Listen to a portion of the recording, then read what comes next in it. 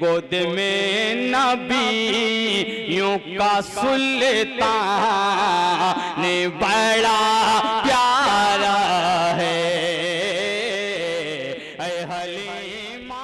मोहतरम हज़रात, मुक़र्रिद दिशान खतीबुल अस हज़रत मौलाना अनवर दाऊदी साहब सदर मुदर्रिसिन दारे अरकम शेरवां सरामीर को मैं आवाज़ दे रहा हूँ कि हज़रत तशरीफ़ लाएँ और अपने खिताबे पुनर्वार से क़ुलूब को मुजल्ला मुसफ़्फ़ा मुनव्वर फरमाएँ। अल्हम्दुलिल्लाहि नहमदुहु व नस्तईनुहु व नस्तगफिरुहु व नुअमिनु बिही व नतवक्कलु अलैहि व नऊज़ु बिल्लाहि मिन शुरूरि अंफुसिना व मिन सय्यिआति अमालिना मन यहदिहिल्लाहु फला मुदिल्ल लहु व मन युद्लिलहु फला हादिय लहु व नशहदु अन ला इलाहा इल्लल्लाहु वहदहु ला शरीक लहु व नशहदु अन्न सय्यिदना व सनदना व मौलाना मुहम्मदन अब्दुहु व रसूलुहु व सल्लल्लाहु तआला अला खैरिल खल्क़ि मुहम्मदिन व आलिहि व सहबिहि व बारक व सल्लम तस्लीमन कसीरन कसीरा। अम्मा बअद, अऊज़ु बिल्लाहि मिनश शैतानिर रजीम। बिस्मिल्लाहिर रहमानिर रहीम। वसारिऊ इला मग़फ़िरतिन मिर रब्बिकुम व जन्नतिन अर्दुहा अस्समावातु वल अर्द उइद्दत लिल मुत्तक़ीन।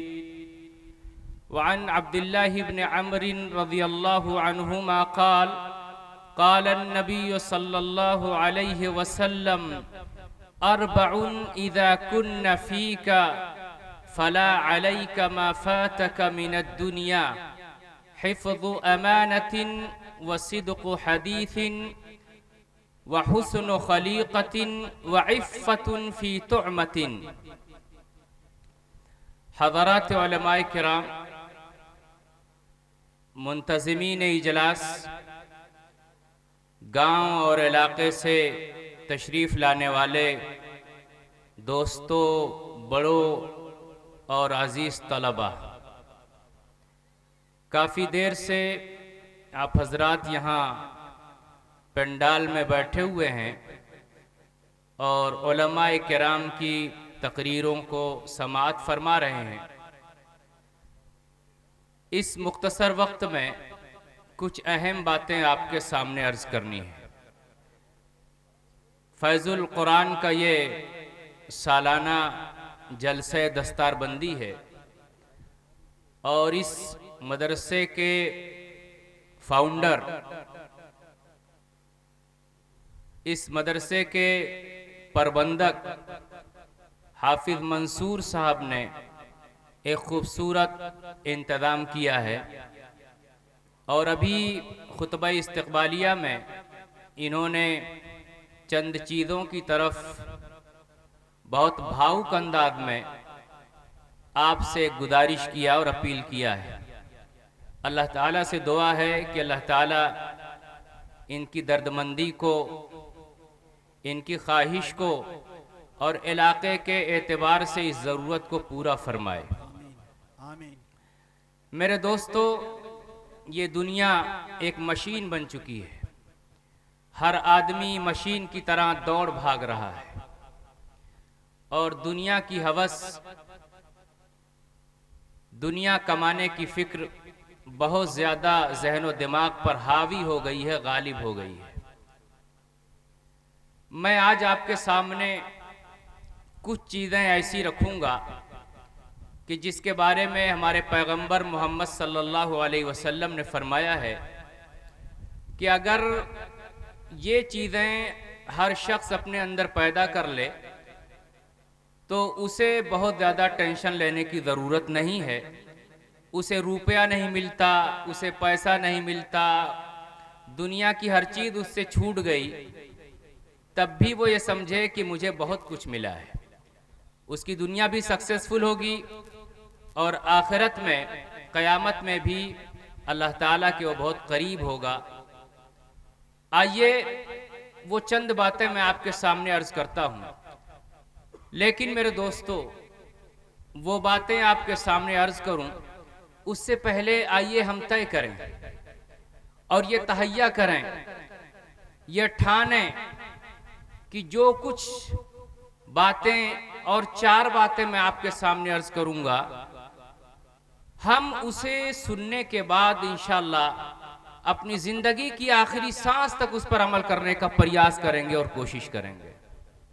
वो 4 बातें क्या हैं जिसके बारे में आप सल्लल्लाहु अलैहि वसल्लम ने फरमाया है कि अगर ये 4 चीजें तुम्हें मिल जाए और 4 गुण, 4 खूबियां तुम अपने अंदर डालो और 4 खूबियां अपने अंदर पैदा कर लो, तो बकिया चीज के ना मिलने से तुम्हें कोई टेंशन नहीं होगा, तुम्हें कोई फिक्र नहीं होगी, टेंशन फ्री होकर के जिंदगी गुजारोगे, माइंड फ्री होकर के जिंदगी गुजारोगे। एक एक बात करके मैं अर्ज करता हूं। अल्लाह ताला हम सबको सुनने से ज्यादा अमल करने की तौफीक अता फरमाए। अल्लाह के नबी सल्लल्लाहु अलैहि वसल्लम ने इरशाद फरमाया कि देखो, 4 खूबियां, 4 गुण, 4 अच्छाइयां हर शख्स को अपने अंदर पैदा करने की जरूरत है। और उन 4 में से पहली बात फरमाया हिफ्ज़ अमानतिन, अमानत की हिफाजत करना। अमानत का मफहूम और उसका अर्थ हमारे ज़हनो दिमाग में यह है कि कोई 5,000 रुपया दे और साल 2 साल के बाद मांगे, हम उसे दे दें, तो ये अमानत है। बेशक ये अमानत है, इसे भी अमानत कहते हैं, लेकिन अमानत का अर्थ, अमानत का मफहूम, अमानत का मतलब बहुत ज्यादा फैला हुआ है। अमानत का मतलब होता है जिम्मेदारी।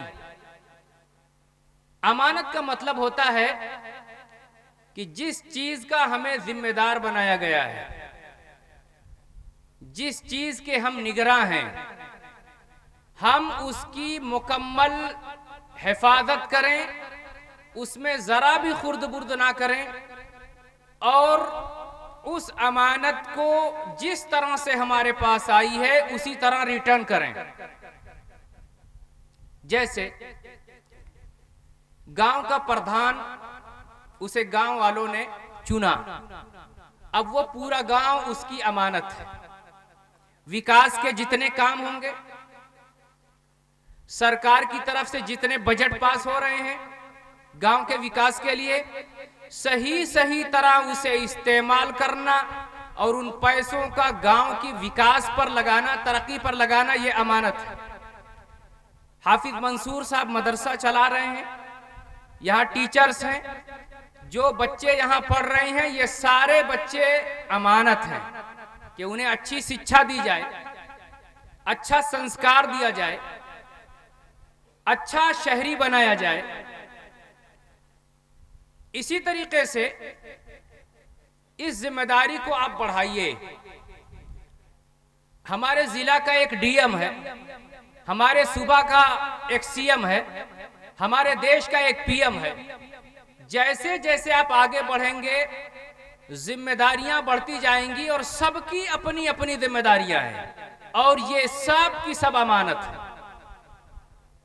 अमानत में खुर्द बुर्द करना या अपने पावर का मिसयूज करना या जितना आपको इख्तियार दिया गया था उसका दुरुपयोग करना, ये सब दंडनीय अपराध है इस देश में। हमारे मजहब में, हमारी शरीयत में भी ये मना और पाप है और इस मुल्क के कॉन्स्टिट्यूशन में भी इसे गंभीर अपराध माना गया है। ये बहुत बड़ा जुर्म है और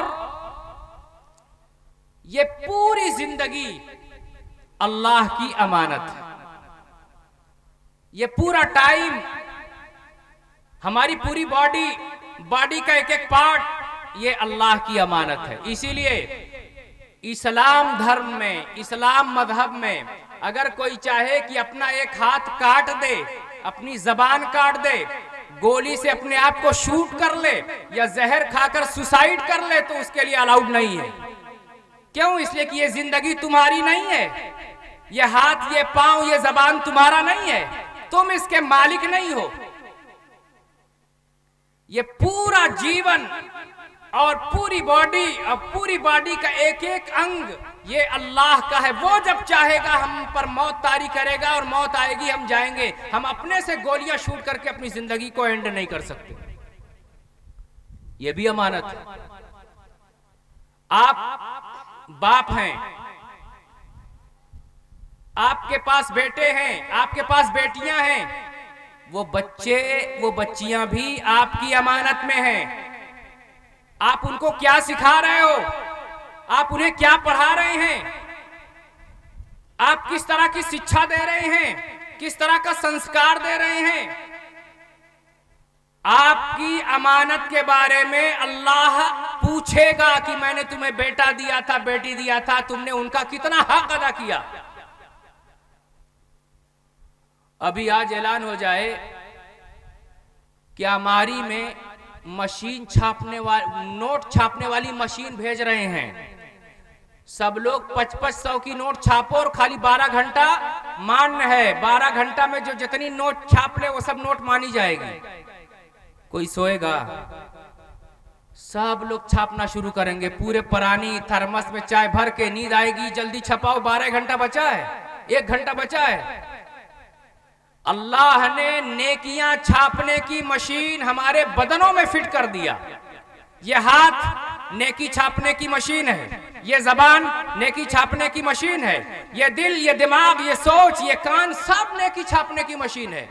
जितना चाहें इससे दूसरों की मदद करें, तस्बीह पढ़ें, नमाज पढ़ें, दूसरों के काम आए, मदद करें दूसरों का, उनकी हेल्प करें, उनके दुख सुख में शरीक हो। ये सब नेकियां छापने वाली मशीन है। बीमारों की इयादत करें, परेशान हाल की परेशानियों को दूर करें, रोते हुए को तसल्ली दें। ये सब अमानत है, ये सब नेकियां छापने की मशीन है। अल्लाह के नबी सल्लल्लाहु अलैहि वसल्लम ने फरमाया, सच्चा, पक्का और पूरा पूरा मुसलमान उस वक्त तक नहीं होगा जब तक उसके अंदर अमानत ना हो। ला ईमान लिमन ला अमानत लहू। उसका ईमान कंप्लीट नहीं है, वो मुकम्मल, वो कामिल मुसलमान नहीं है जिसके अंदर अमानत नहीं। आप सल्लल्लाहु अलैहि वसल्लम से एक साहबी ने पूछा, कयामत कब आएगी? आपने फरमाया, इज़ा ज़ुय्यअतिल अमाना, जब अमानतें ज़ाय की जाने लगेंगी तो कयामत का इंतजार करो। आप सल्लल्लाहु अलैहि वसल्लम की हदीस है, एक जमाना आएगा कि ईमान कमजोर होता जाएगा, कमजोर होते होते ईमानदार लोग कम रहेंगे। फिर लोग इस तरह कहेंगे, फुला गांव में एक आदमी है, बड़ा नेक है और बड़ा अमानतदार आदमी है। आज अमानतें सीनों से निकल रही हैं। आज भाई भाई में, पार्टनर में कारोबार हो रहा है, बाप बेटे में, माँ बेटी में, रिश्तेदार में, पड़ोस में अमानतों में खयानत हो रही है कि नहीं हो रही है? भाई भाई में लफड़े हैं। एक बाप की प्रॉपर्टी है, वो सारी प्रॉपर्टी जितनी औलाद है सबका हक है, लेकिन बड़ा भाई चाहता है कि सब मुझको मिल जाए, या छोटा भाई चाहता है कि सब मुझको मिल जाए और उसको ना मिले, और अगर मिलता है तो एकदम किनारे वाला खेत मिले, रोड वाला मुझको मिल जाए। ये सोच, ये फिक्र हमारे ज़हन दिमाग में आ रही है कि नहीं आ रही है? दो लोगों ने मिलकर एक कारोबार किया, या प्लाटिंग का काम शुरू किया, या मछली पालन का काम शुरू किया, या लूम में पार्टनर बने। अब जो भी प्रॉफिट होगा, जो भी मुनाफा होगा, उसमें दोनों के दोनों शरीक होंगे। बंबई में एक जो पार्टनर था वो घर आया और उसने अपने दूसरे पार्टनर पर विश्वास किया, यकीन किया, एतमाद किया कि सही तरह कारोबार करेगा। और उसने उसके जाते ही उसका ज़हन दिमाग घूम गया कि बहुत पैसा है, 2-4 महीना का मार लेंगे या प्रॉफिट कम दिखाएंगे तो एक लूम हमारा और बन जाएगा। और अपने पार्टनर को घुमाना शुरू कर दिया कि बहुत लॉस हुआ, फाइन लग गई, बिल बहुत ज्यादा आ गई थी। मेरे दोस्तों, याद रखिए, दुनिया में हम झूठ बोलकर किसी को मुतमईन कर सकते हैं, अमानत में खयानत कर सकते हैं, और अपनी चर्ब जबानी से, अपनी बातों से घुमा फिरा करके हम उसका माल, उसका हक हथिया सकते हैं और उसके मालिक बन सकते हैं, लेकिन कल कयामत के दिन अल्लाह की अदालत में हमारा झूठ नहीं चल पाएगा।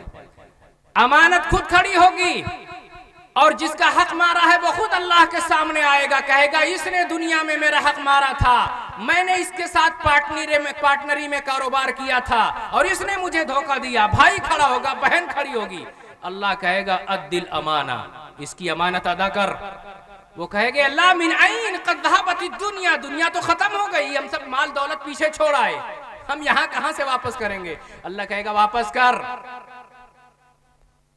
तो क्या होगा? वापस नहीं कर पाएगा। दूसरों के हुकूक वहां जो चेंजिंग होगी वो नेकियों से होगी। भाई चल तू इसकी नेकी ले ले, फिर उसका गुनाह बचा इसको लौटा, फिर आखिर में फरिश्ते उसे उठा कर ले जाएंगे, जहन्नम में फेंक देंगे और वो सबसे निचले स्तर में जाके गिरेगा। और जब वहां पहुंचेगा देखेगा ये माल तो यहाँ पड़ा हुआ है जो मैंने दुनिया में भाजा था, मारा था, खाया था। फिर वहां से वो उठाएगा और फिर ऊपर ले आएगा, बहुत जमाना लग जाएगा ऊपर आने में। और जब ऊपर आएगा, जैसे अब सोचेगा कि ले जाके वापस करूं, उसके हाथ से वो अमानत छूटेगी, फिर नीचे चली जाएगी। किस्मत की खूबी देखिए, टूटी कहां कमंद, 2-4 हाथ जब के लबे बाम रह गया। बहुत सख्त पकड़ है। सोचिए हमारे पास नमाज भी हो, रोजा भी हो, कुरान भी हो, ज़कात भी, सब कुछ हो, लेकिन हमने किसी का हक मारा दुनिया में, अमानतों में खयानत किया, अमानत में खुर्द बुर्द किया। कयामत के दिन कदम आगे नहीं बढ़ेगा जब तक वापसी नहीं होगी। ना हमारी नमाज बचाएगी, ना हमारा रोजा बचाएगा, ना हज बचाएगा। ये खयानत, ये धोखा, ये हक बंदों के हकूक से ताल्लुक रखते हैं। अल्लाह अपना हक माफ कर देगा, लेकिन बंदों का हक, इंसानों का हक जब तक वो खुद माफ नहीं करेगा, हमारी गाड़ी आगे नहीं चलेगी। इसलिए भाइयों, आइए तय करें कि मेरे जिम्मे जिसका हक निकल रहा है या अमानतों में खयानत हुई है, मैं इंशाअल्लाह अपनी जिंदगी में उसे अदा करूंगा और वापस करूंगा। और अगर वो माल नहीं है, वो सामान नहीं है, तो बच्चों को वसीयत कर जाऊंगा कि देखो इनका हक है और इसे अदा करना होगा। और अगर नहीं कर सकते तो कम से कम साहिब मामला से मुलाकात करके यह तय कर लीजिए कि भाई मैं पूरी कोशिश और प्रयास करूंगा कि तुम्हारा सामान, तुम्हारा माल वापस करूं, लेकिन अगर खुदा न खास्ता ऐसा ना हुआ तो कयामत के दिन मेरा गरीबान मत पकड़ा, अल्लाह के लिए माफ करना। अल्लाह के नबी सल्लल्लाहु अलैहि वसल्लम, हिजरत का मौका है और जो गैर मुस्लिमीन थे वो भी अपना माल, अपनी अशरफी, अपना दीनार रसूलुल्लाह सल्लल्लाहु अलैहि वसल्लम के पास रखते थे कि आप सल्लल्लाहु अलैहि वसल्लम धोखा नहीं देंगे, आप गबन नहीं करेंगे, आप फ्रॉड नहीं करेंगे, आप अमानत में खुर्द-बुर्द नहीं करेंगे। तो जिस रात मक्का से मदीना आपको जाना था, आपने अपने भतीजे हजरत अली को अमानत की थैलियां दिया था कि मेरे जाने के बाद मक्का में ये फुला फुला का सामान है, वापस करके आना। खैबर एक जगह है, वहां आप सल्लल्लाहु अलैहि वसल्लम मौजूद थे। तो वहां यहूदियों की बकरी चराने वाला एक नौकर था। उसको खबर मिली कि यहां मोहम्मद सल्लल्लाहु अलैहि वसल्लम मुसलमानों के बादशाह आए हुए हैं, चलो मिलते हैं उनसे। तो मिलने आया, आप सल्लल्लाहु अलैहि वसल्लम से मुलाकात हुई और बात हुई। तो वो आप सल्लल्लाहु अलैहि वसल्लम से बहुत मुतासिर हुआ, बहुत प्रभावित हुआ। तो उसने कहा कि मैं आपके मजहब में आना चाहता हूं। हुजूर ने फरमाया, तू उनकी बकरियां चराता है और ये बकरियां उनकी है, पहले जा किले में उनकी बकरियां वापस कर, इसलिए कि इन बकरियों का मालिक वो है, तुम नहीं हो। तुम निगरां हो, तुम जिम्मेदार हो, तुम नौकरी पर और पैसे पर उसकी बकरियों की देख रेख करते हो। जबकि आप सल्लल्लाहु अलैहि वसल्लम उसी किले के बाहर थे और वो मुसलमानों के दुश्मन थे, उसके बावजूद भी आपने उनकी बकरियां लेना गवारा नहीं किया। इतना इंपॉर्टेंट है कि अमानत को किस तरह से उसकी हिफाजत करनी है। दूसरी खूबी अल्लाह के नबी सल्लल्लाहु अलैहि वसल्लम ने फरमाया कि अगर तुम चाहते हो टेंशन फ्री होकर जिंदगी गुजारो और तुम्हें किसी चीज का गम ना हो, तो दूसरी खूबी और दूसरा गुण अपने अंदर पैदा करो, सिद्क़ु हदीसिन, सच्ची बात किया करो, अच्छी बात किया करो, सच बोला करो, झूठ मत बोलो। आप सल्लल्लाहु अलैहि वसल्लम ने फरमाया जो बंदा सच बोलता है, सच बोलता है, सच बोलता है, उसका नाम अल्लाह के रजिस्टर में सिद्दीक लिखा जाता है। ये सत्यवादी है, ये सच बोलने वाला बंदा है। और जो बंदा झूठ बोलता है, झूठ बोलता है, झूठ बोलता है, उसका नाम अल्लाह के रजिस्टर में झूठा लिखा जाता है। सच बोलने वाले आदमी का सम्मान होता है, लोग उसका एहतराम करते हैं कि ये झूठ नहीं बोल सकते, ये बहुत अच्छे आदमी है, ये बहुत नेक आदमी है। और आप सल्लल्लाहु अलैहि वसल्लम से एक सहाबी ने पूछा मुझे कोई बड़ी नेकी बताइए कि मैं उसकी वजह से जन्नत में पहुंच जाऊं। आपने अपनी जबान पकड़ी और फरमाया अमसिक लिसानक, अपनी जबान को कंट्रोल करो, अपनी जबान पर काबू पकड़ो। अंदाजा लगाइए पूरा 6 फीट का इंसान, हाथ पांव बदन कितना खूबसूरत, चमड़े की जबान ये पूरे बदन को खराब कर देती है। ये चमड़े की जबान, इससे आप चाहिए तो किसी का दिल जीत लीजिए और चाहिए तो किसी का दिल चीर दीजिए। अच्छी बोलेंगे तो आपका फैन हो जाएगा, और अब्द शब्द बोलेंगे, गालम गलूज करेंगे तो नजर से उतर जाएंगे। इसलिए मेरे भाइयों, अपनी जबान को कंट्रोल करने की जरूरत है और सच बात बोलने की जरूरत है। जाहिरी तौर पर हमारा लाखों का नुकसान हो रहा हो, लेकिन हमें सच ही बोलना चाहिए। जानते हैं लंबा धागा और लंबी जबान अगर संभाल कर न रखा जाए तो हर जगह उलझ जाते हैं, हर जगह उलझ जाते हैं। चुनांचे तिरमिजी की रवायत है, हदीस पाक में आता है कि सुबह सुबह बदन के सारे पार्ट्स, अंग आज़ा जबान से मिन्नत समाजत करते हैं, विनती करते हैं कि जबान तू सीधी साधी रहना, सही सही चलना। अगर तू सीधी रहेगी तो हम लोग भी ठीक ठाक रहेंगे, और अगर तू बिगड़ गई तो हम लोग भी बिगड़ गए। कैसे? सुबह घर से निकले, रास्ते में किसी से मुलाकात हुई और थोड़ी थोड़ी बात हो ही रही थी, इतने में जबान से औल फौल निकल गया, गालम गोलू शुरू हो गया, अब्द शब्द बोलने लगे, बदतमीजी करने लगे। तो जबान तो बोल के गालम गलूज दो के चली गई अंदर, 32 दांत के अंदर और स्लाइडिंग वाले होठ के भीतर। पिटाई किसकी होगी? हाथ पैर थूरे जाएंगे, पीठ पर लाठी गिरेगी, मुंह फूलेगा, खून बहेगा। पिटाई तो बदन की हो रही है, जबान का कुछ नहीं बिगड़ा। आप सल्लल्लाहु अलैहि वसल्लम से फरमाया गया, ऐ अल्लाह के नबी सल्लल्लाहु अलैहि वसल्लम सबसे बढ़िया नेकी बताइए। आप सल्लल्लाहु अलैहि वसल्लम ने फरमाया जबान की हिफाजत करो। अल्लाह के नबी सल्लल्लाहु अलैहि वसल्लम ने फरमाया कि 2 चीज की गारंटी मुझे दो, यानी 2 चीज को कंट्रोल में करो, मैं तुम्हें जन्नत की गारंटी देता हूं, एक अपनी जबान की और एक अपनी शर्मगाह की। इन दोनों की हिफाजत करो, मिसयूज मत करो, अब्द शब्द जुमले मत बोलो, जन्नत की गारंटी मैं देता हूं। तो मेरे भाइयों, अल्लाह के नबी सल्लल्लाहु अलैहि वसल्लम ने फरमाया एक बंदा जब अपने मुंह से सच्ची बात बोलता है तो उसके मुंह से खुशबू निकलती है और फरिश्ते उसके करीब आते हैं, और जब झूठी बात बोलता है तो उसके मुंह से बदबू निकलती है और फरिश्ते उसके करीब से दूर भाग जाते हैं। तो हमें अपनी जिंदगी में सच्चाई को फरोग देना है, सच्चाई को बढ़ावा देना है, और यही चीजें अपने बच्चों में भी पैदा करनी है कि हम भी सच बोले, अपने परिवार में भी सच्चाई को बढ़ाएं, अपने बच्चों में भी सच्चाई की आदत डालें। और अब जब से मोबाइल निकला है तब से झूठ तो बुरा ही नहीं समझा जाता। फूल लोग करते हैं, मौली साहब कहाँ हैं, हाजी साहब कहाँ हैं, प्रधान जी कहाँ हैं, डॉक्टर साहब कहाँ, तो कहते हैं आ रहे हैं, अभी सो रहे हैं। कहाँ हैं? कहते हैं मैं नगर में है, आजमगढ़ में। तो जब से मोबाइल आया इसने झूठ की डिग्री दे दिया।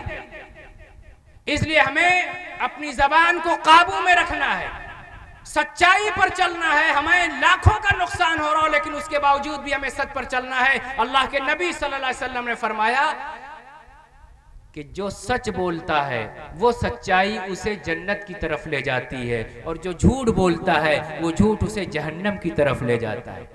दूसरी हदीस में मन समाता नजा, अगर सच नहीं बोल सकते तो खामोश रहो, बेहतर है कि चुप रहो, बात मत करो।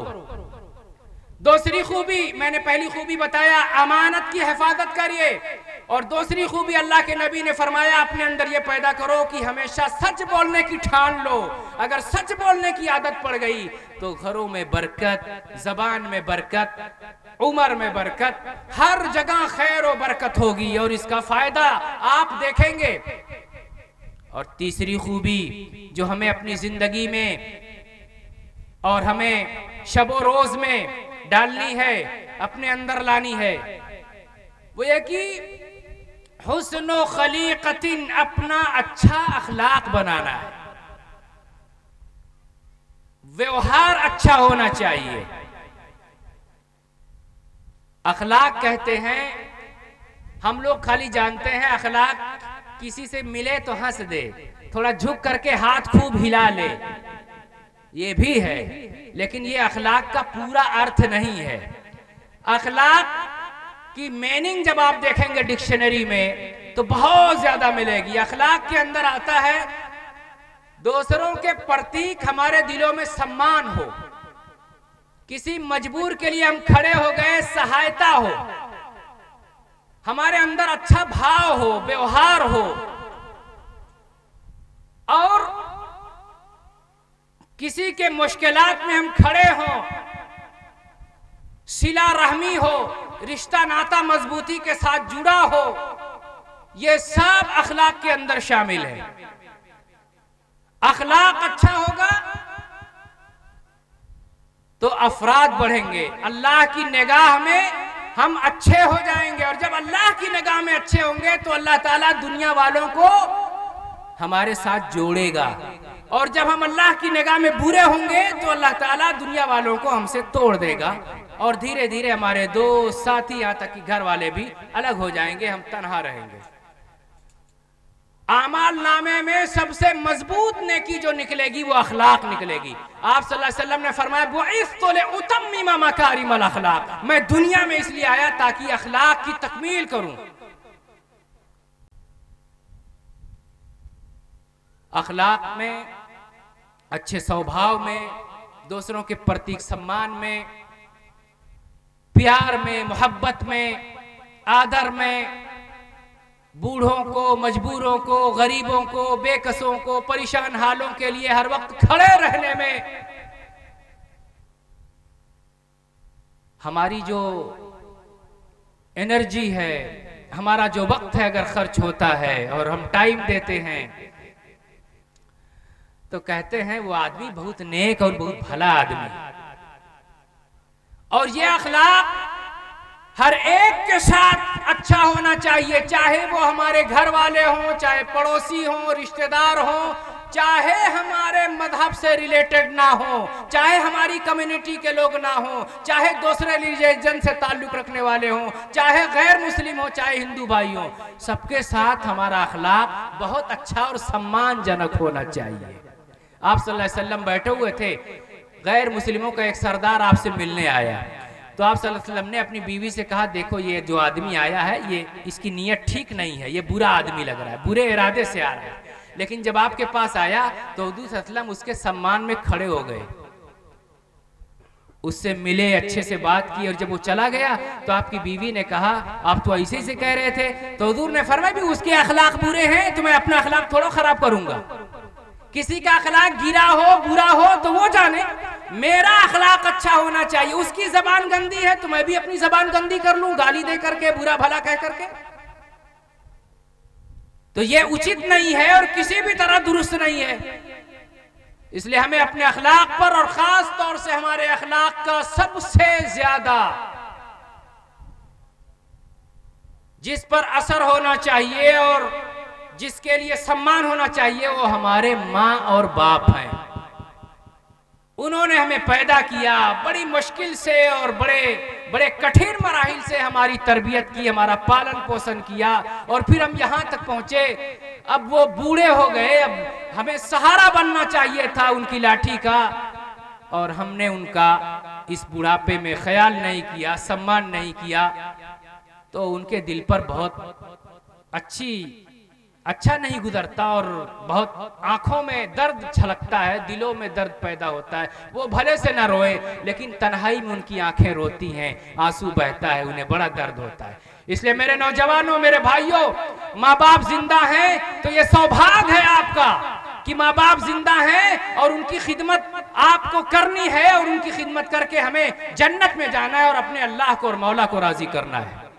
इसलिए अपना अखलाक खूब अच्छा बनाने की फिक्र की जाए, अपने अखलाक पर मेहनत की जाए।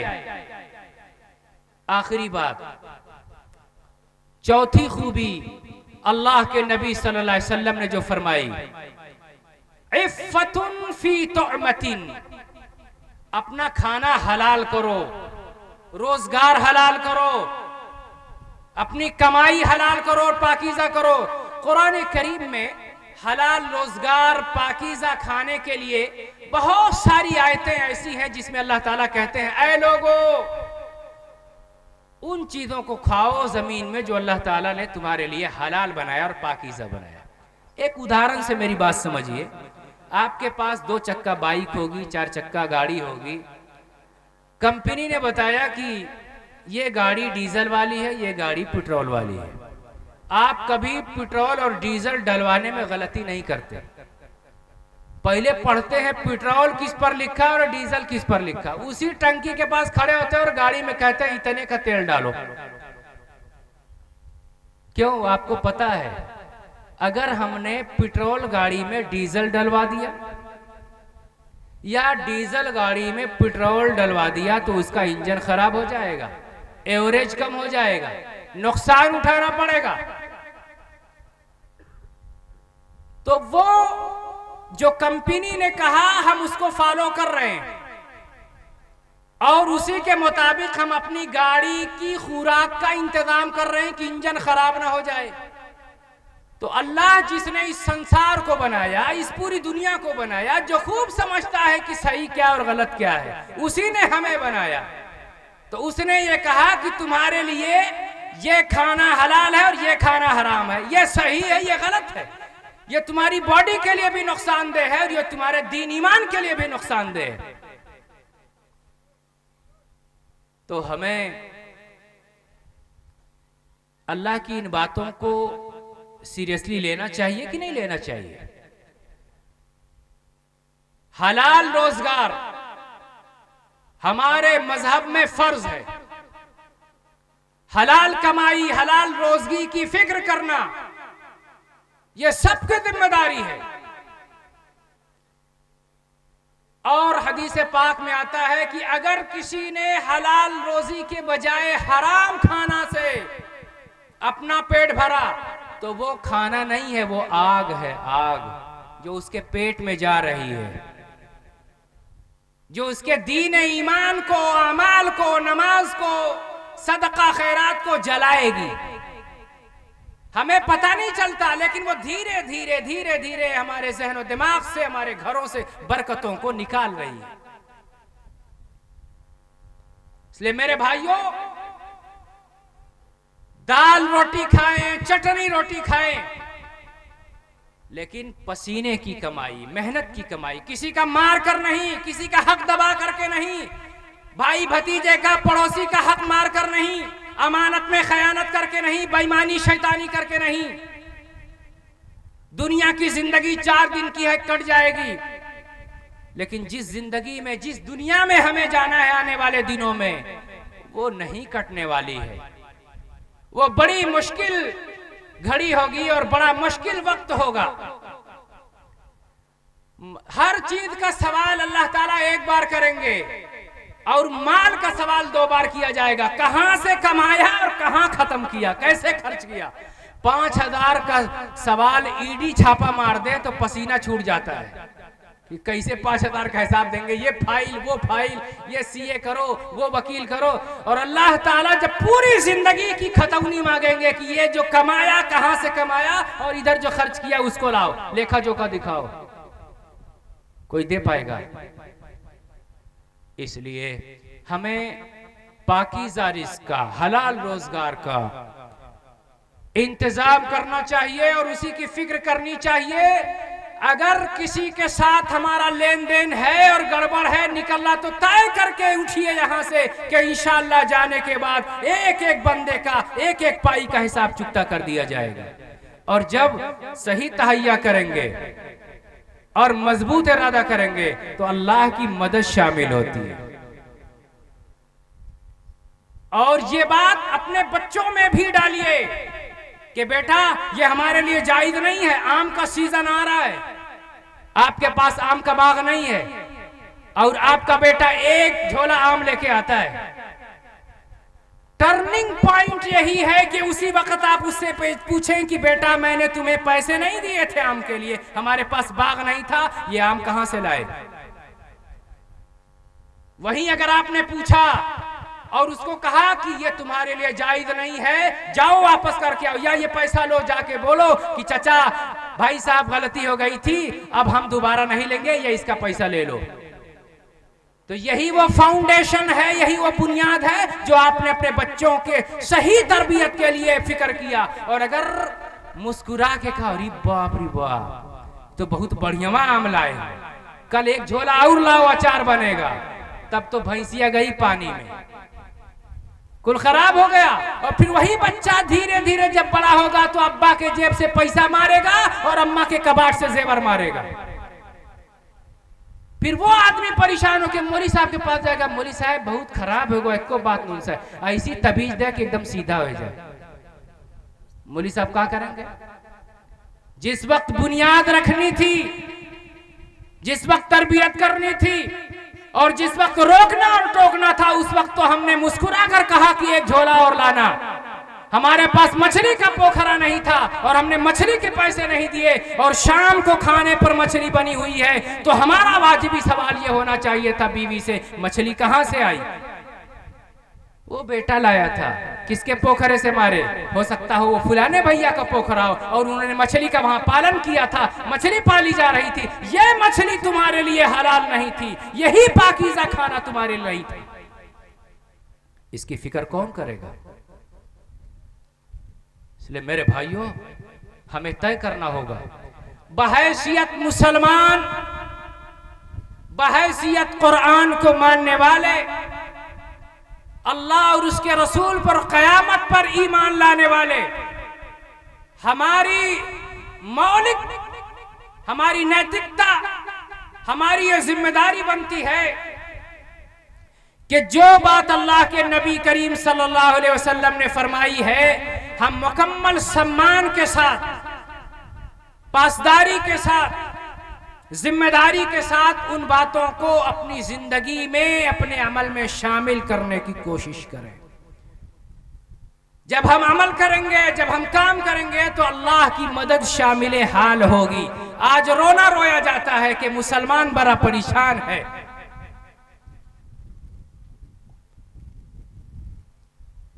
आज ये बात उठाई जाती है कि हमारे ऊपर हर तरफ से मसाइब आ रहे हैं, इन मसाइब को दावत देने वाले हम हैं, अपने पांव पर कुल्हाड़ी मारने वाले हम हैं, अल्लाह से बगावत वाली जिंदगी गुजारते हैं, इत्तेहाद और इत्तेफाक हमारे दरमियान से टूट रहा है, माँ और बेटे का रिश्ता खत्म हो रहा है, बाप बेटे का रिश्ता कमजोर हो रहा है, पड़ोसी पड़ोसी का रिश्ता कमजोर हो रहा है। दो चार आदमी गांव में पैसा वाले हो जाए, देखिए आधे लोग तो ऐसे ही मर जाते हैं, जितना उनके आराम से खुश नहीं हो उतना अपने दुख से परेशान। अरे भाई अल्लाह ने उसको दिया, उसने मेहनत किया, वो पैसा वाला हुआ, वो अमीर हो गया। तुम भी मेहनत करो, मुकद्दर में होगा तो मिलेगा। पड़ोसी कोई आगे पढ़ने लगे, कोई पढ़ लिख ले, अच्छे ओहदे पर पहुंच जाए, शोहरत मिल जाए, पैसा कमाने लगे तो दूसरे पड़ोसी से बर्दाश्त नहीं होता। हमारी शरीयत क्या कहती है? पड़ोसी के बारे में आप सल्लल्लाहु अलैहि वसल्लम ने फरमाया, जिब्राइल अलैहिस्सलाम जब भी आते थे तो मुझसे कहते थे फरिश्ती पड़ोसियों के साथ अच्छा सलूक करना। एक हदीस में यह भी है कि अगर चाहते हो कि अल्लाह ताला तुमको महबूब बनाए, अल्लाह का रसूल तुमसे मोहब्बत करे, तो अपने पड़ोसियों का ख्याल करो। वो पड़ोसी चाहे मुसलमान हो चाहे नॉन मुस्लिम हो, वो पड़ोसी चाहे तुम्हारा भाई हो चाहे तुम्हारा भाई ना हो, पड़ोसी पड़ोसी होने की हैसियत से वो सम्मानित है, उसका एहतराम होना चाहिए, दुख दर्द में उसके साथ शिरकत होनी चाहिए। हम क्या करते हैं, दीवार कमजोर है तो दूल आताउर मारते हैं कि भारा जाए। ये इस्लाम है? इस्लाम की यह शिक्षा तो नहीं है, कुरान की यह शिक्षा तो नहीं है, ये प्यारे नबी सल्लल्लाहु अलैहि वसल्लम की तालीम नहीं है।